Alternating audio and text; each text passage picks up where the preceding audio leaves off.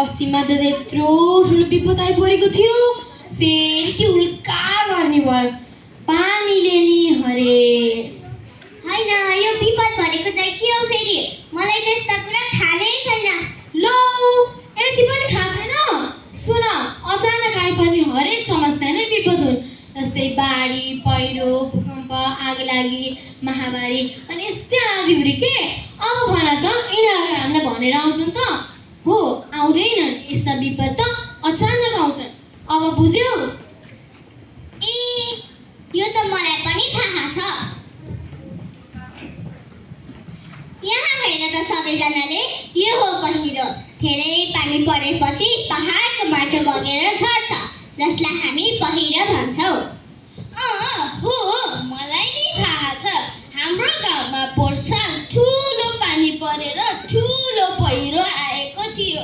त्यति बेला हाम्रो विद्यालय पनि बन्द थियो। कति धेरै घरहरू बग्यो। आफै मलाई त कस्तो डर लागेको थियो। ए, हो र? अनि के गर्यौ त? हामी पहिरो आउने ठाउँको वरपर बस्दैन।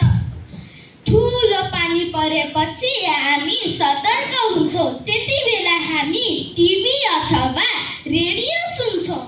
मलाई पनि बाढीको बारेमा थाहा छ नि। हाम्रो ढोलमा खोला छ। धेरै पानी परेपछि खोला उर्लिन्छ।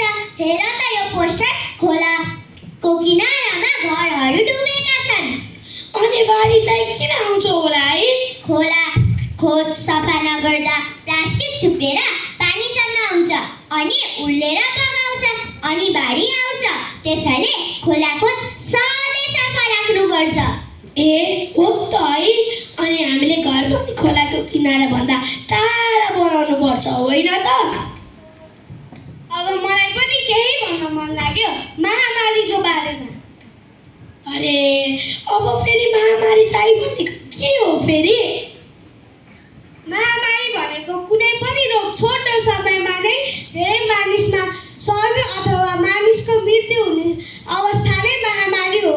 जस्तै अस्ति भर्खर कोरोना आएको थियो त, कति मान्छे मरेका थिए अनि हामी सबैजना घरमै थियौँ, होइन त? हो, हामीले मास्क लगाउनु पर्छ, साबुन पानीले हात धुनुपर्छ, फिडब्याकमा जान छोड्नुपर्छ। हेर त यो पोस्टर, यहाँ मास्क, साबुन, सामाजिक दूरी लेखिएका छ। सही हो। अब त मलाई पनि लाग्न थाल्यो, साना साना सावधानीहरूले ठुला ठुला सुरक्षा लिइरहेछन् नि। अब डढेलोको पनि कुरा गरौँ न त। गर्मीमा जङ्गलमा आगो लाग्छ, कसैले बालेको सानो आगो फैलिन्छ। हेर त यो पोस्टर, जङ्गलमा आगो लागेको छ, मानिसहरू भागिरहेका छन्। हो, आगो बाल्दा सतर्क हुनु। वन नजिकै आगो बाल्नु हुँदैन। वन नजिकै आगो बाल्नु परि नै हाल्यो भने पनि काम सकिएपछि निभाएर मात्र जानुपर्छ। अब सबैजना मिलेर भनौँ न त। सावधानी अपनाऊ, विपदबाट बचाऊ। वातावरण जोगाऊ, विपद टाढाऊ। आफ्नो गाउँ सफा राखौ। जानकारी बाँडौ, सुरक्षित बनौ। नदीको जमिन मिच्ने काम नगरौँ, डुबनबाट बचौँ। रुख रोपौँ, पहिरोबाट बचौँ। वनमा आगो नबालौँ, डढेलोबाट बचौँ। सरकारी नै सुरक्षा।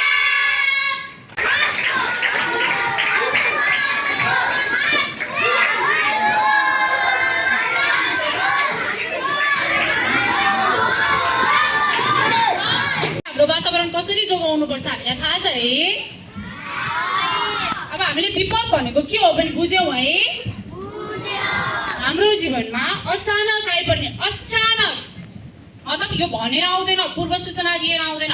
म आउँदैछु है 1 घन्टापछि भनेर आउँदैन।